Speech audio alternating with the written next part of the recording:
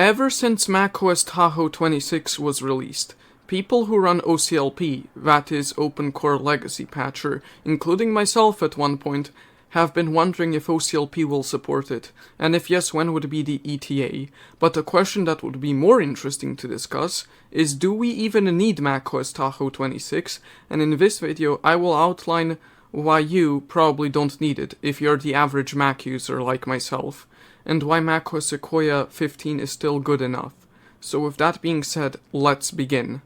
So, first things first, macOS Sequoia 15 already has pretty good app support, and more models can run it natively, and not only that, Open Core Legacy Patcher supports the OS.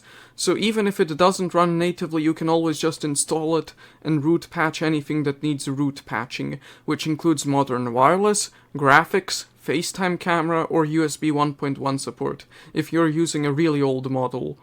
What this means is that any app that can currently run on Intel macOS, that runs on macOS Tahoe, also likely runs on macOS Sequoia just fine, and even Sonoma in some cases, which means that app compatibility is excellent.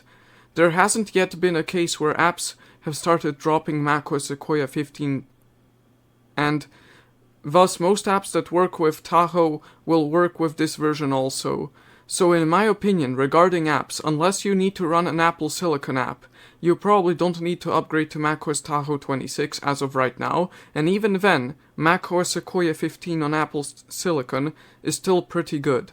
Secondly, when it comes to the feature set, the important features in my viewpoint, which are window snapping and also iPhone mirroring, which exist on macOS Tahoe 26, also exist on macOS Sequoia 15, and were introduced with that version. Save for liquid glass and the few features that were introduced with Tahoe, at least on the Apple Silicon side, which I assume has something to do with containers and the new Spotlight search, which also applies to both Intel and Apple Silicon macOS with the Tahoe update.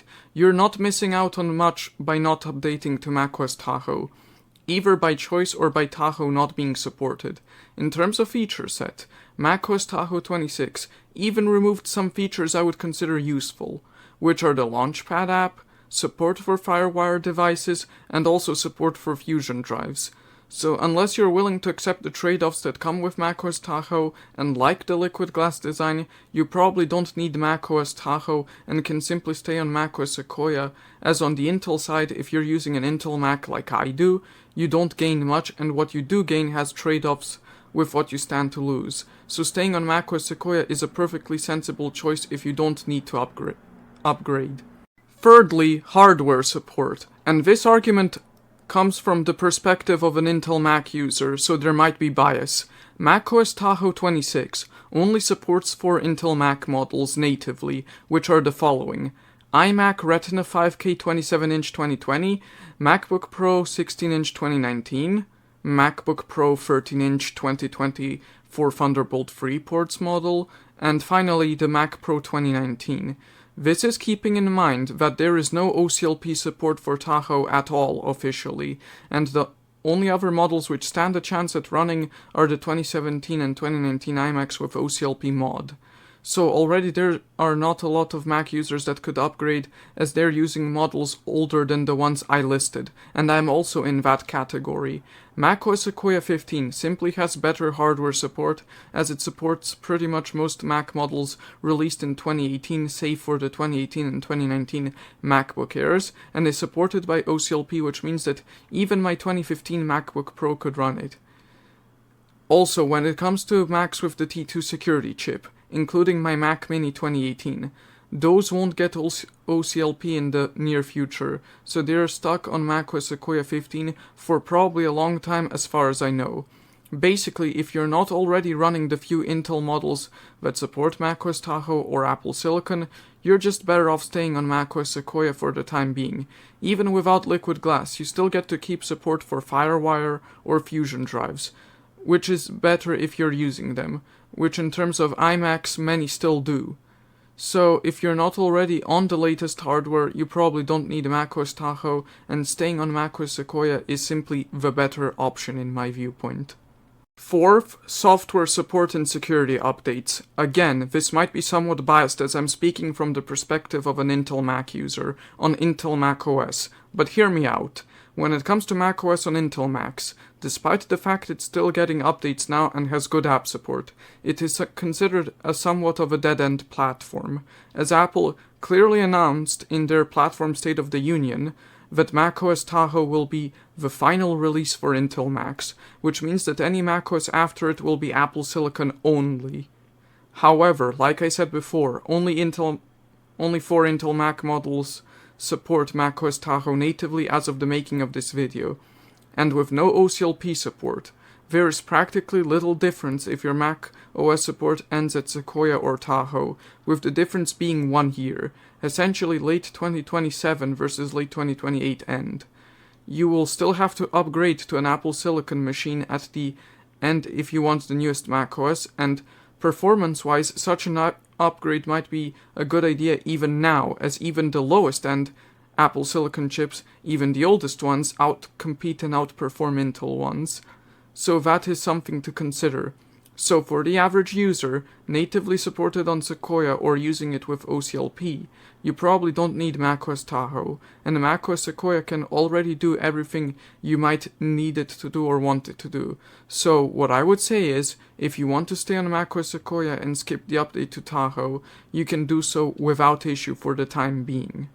Fifth and final point, performance, and this point is important in my view. When making macOS Tahoe and developing it, Apple added a bunch of user interface changes which are collectively called liquid glass, in which a bunch of glass-like translucent effects and animations are rendered and displayed. This, however, does not come without cost, and the cost comes in terms of performance. The graphics processor in particular has to do more work to render all of the transparency effects and animations, and that means there is a possibility of it being slower than the previous macOS Sequoia released before it. Now, on officially supported devices, which include all Apple Silicon Macs, and the 4 Intel Mac models I mentioned before, you probably won't notice this in everyday use, or notice much of a difference, as all of them have fast and modern enough GPUs to compensate for any potential slowdown. But when OCLP does start supporting macOS Tahoe on older Macs that are currently unsupported, you will begin to notice the difference, especially on older and less performant GPUs using older versions of the Metal API. It will still be usable, don't get me wrong, but there is a risk of it feeling slower and being slower, and thus being less performant than macOS Sequoia. Given that performance is still something that is worth to be considered, I think that you, at least as of right now, probably don't need macOS Tahoe, and that staying on macOS Sequoia is a viable solution. macOS Tahoe will be improved as Apple fixes things and refines the OS, but it's more worth it to wait in the interim, as macOS Sequoia can still do everything macOS Tahoe can do at the moment. So, to give a simple ending to my point that I'm making in this video, right now considering all of the above factors, I do not see how the average person, the average Mac user, needs the latest and greatest macOS Tahoe when macOS Sequoia can still already do everything macOS Tahoe could do without some of the limitations that macOS Tahoe has at the moment. So, what I would say is, to those who want macOS Tahoe, or are complaining that the development of OCLP support for it isn't fast enough for their liking, is that you don't need macOS Tahoe and that macOS Sequoia is still great. The answer to the question of whether the average Mac user needs macOS Tahoe for day-to-day work is no, as macOS Sequoia is still adequate enough for the job.